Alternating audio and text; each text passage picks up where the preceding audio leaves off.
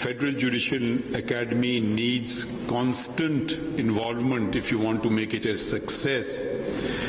I read the statute carefully and discovered Section 8, which enabled the appointment of an expert advisor, and to ensure that the Federal Judicial Academy does not only deliver, but I am constantly kept in touch with it. I suggested the name of one of our own, Justice Syed Mansoor Ali Shah, as the expert advisor under Section 8 of the statute, and he was unanimously approved by the board. And in addition to his duties, he performs this function as expert advisor pro bono basis. There's no additional emoluments. It is a labor of love, and I believe that he has delivered in a very short period of time.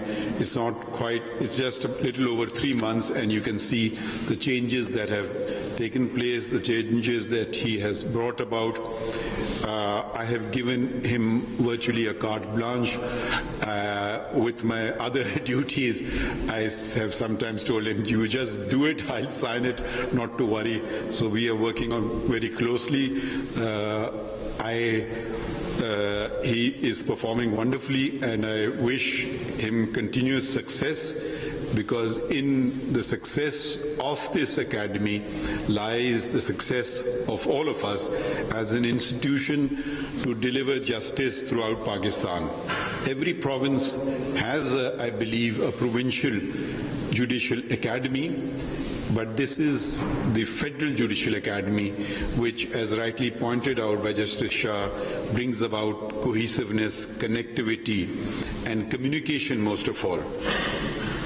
I am very pleased to know that for the very first time, the court staff, we don't quite give them the importance that they deserve, and we don't quite acknowledge the work they do.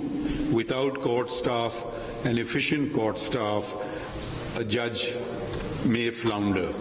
So the 48,000 court staff that were hitherto before ignored now have come on to the radar of the Federal Judicial Academy, and I would suggest to the Chief Justices of the provinces and the Islamabad Capital Territory as well to ensure that they also receive the requisite training in their academies, and they can maybe copy what has been done at the Federal Judicial Academy and add to it with regard to their own particular requirements.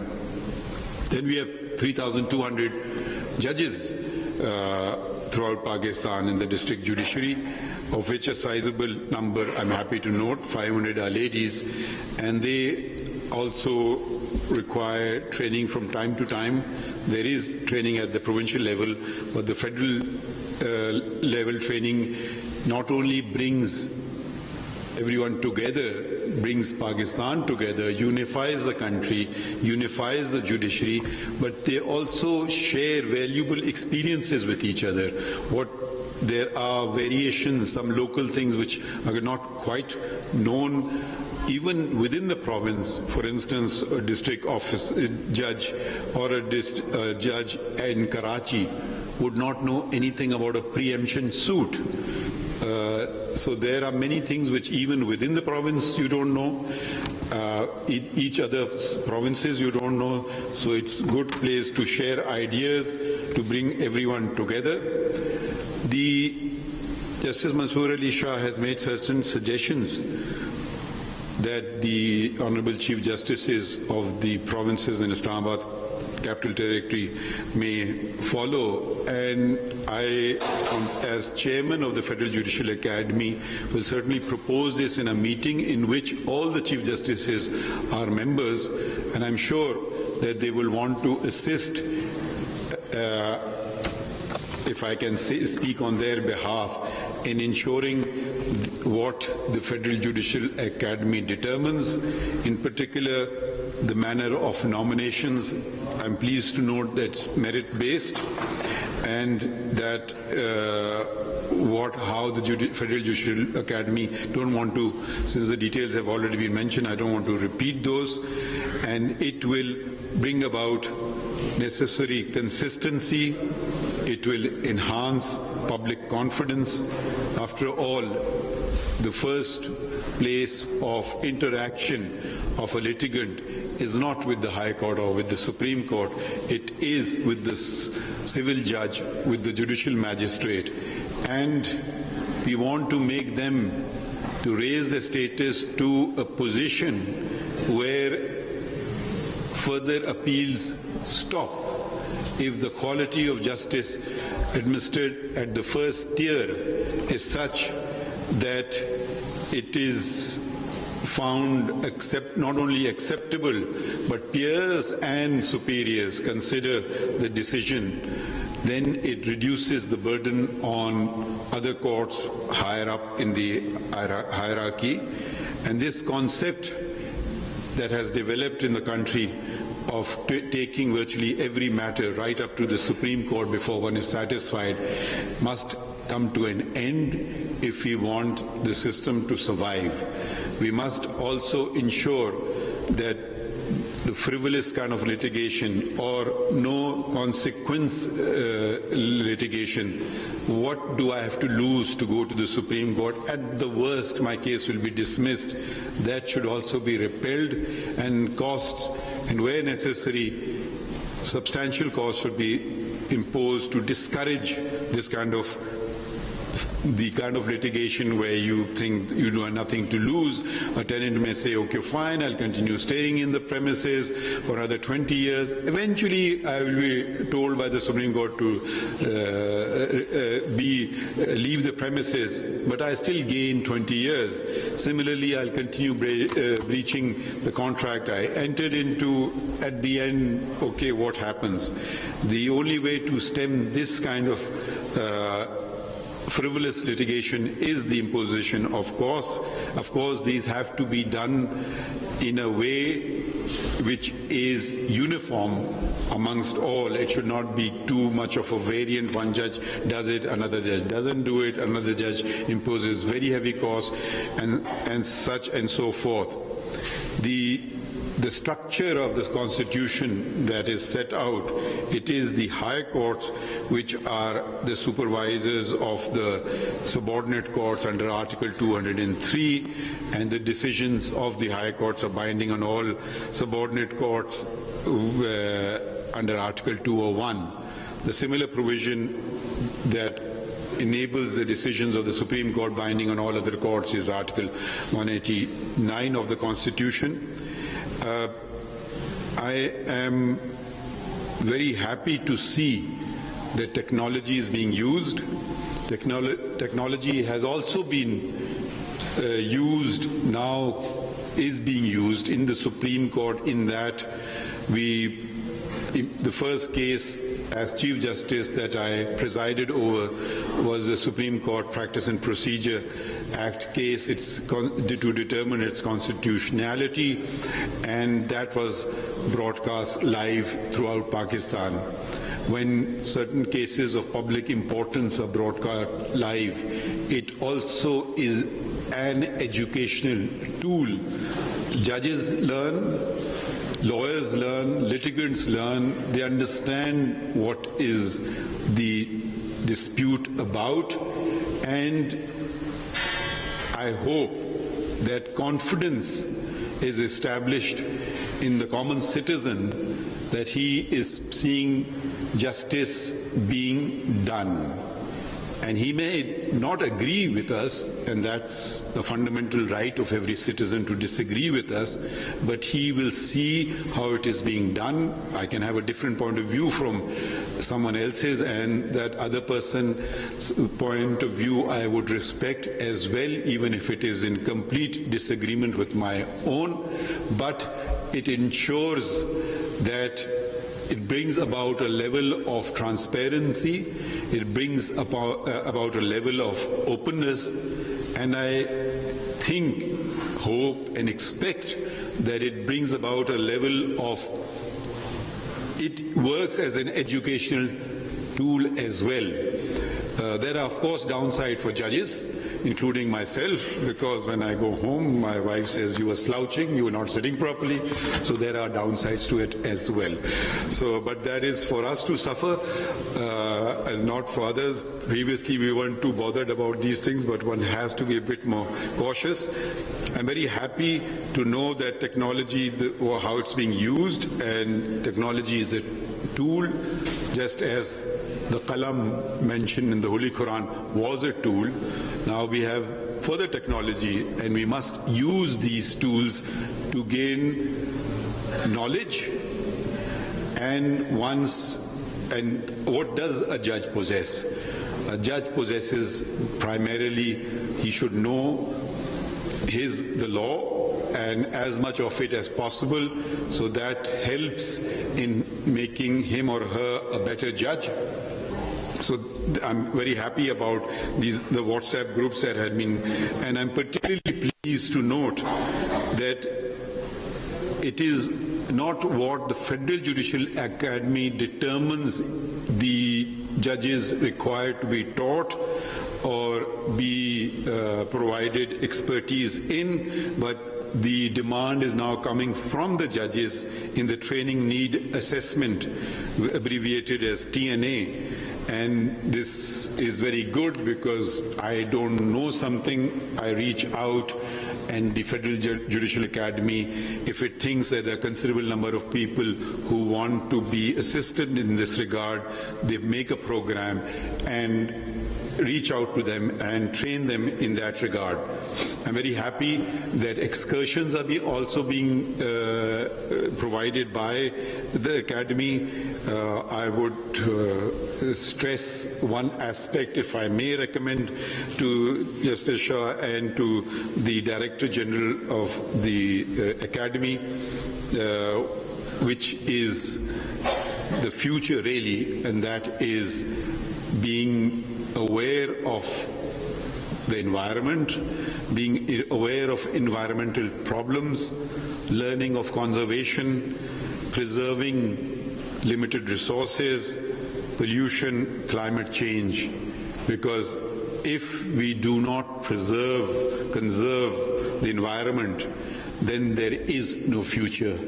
That is fundamental, not just for this generation, but if you care about your children and grandchildren, this is something you have to. It's no longer optional, you must. You must also teach them to use the wonderful things called legs provided by the Almighty, and use less and less of motor cars. Cycles are also a very good option. Conserves waste of imported fuel, adding to the greenhouse gases, etc. There is other kinds of waste also which I would suggest and recommend that it should not be used. I saw plaques of, I had forbidden a plaque of mine being put up anywhere in Balochistan when I was Chief Justice Balochistan, and the Director General, I can direct not to put up any plaque with my name on it. So this is a complete waste of resources.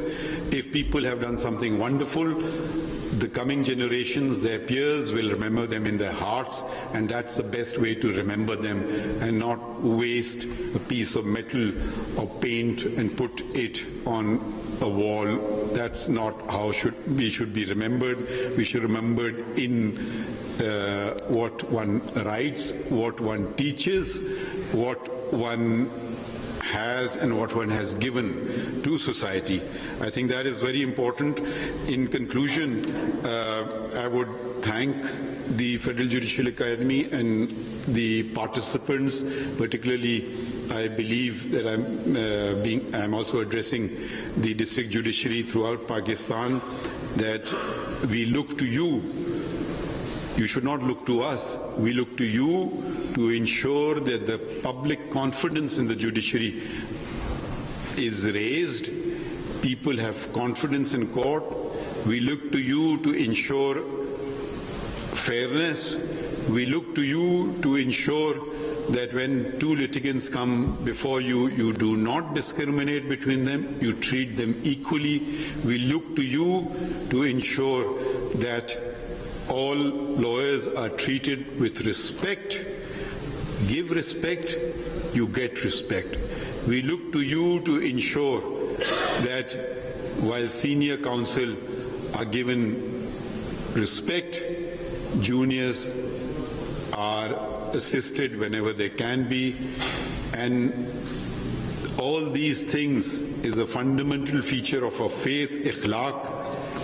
Ikhlaq there must be in judges, and when there is in us, I'm confident that it will be reciprocated by the litigants and the lawyers. As a practicing lawyer for more years than I've been a judge, I did not mind what was decided by the judge, even if he decided against me. I did mind how I was treated in court, and I was given as much time as the other side, and that is very important. So the principal feature of our system is justice must not only be done, but be seen to be done. This is something which one must keep reminding oneself of. I try to remind myself of this every day. In conclusion, I would like to thank first and foremost Justice Mansoor Ali Shah. I think all of you agree that he was the right man for the job.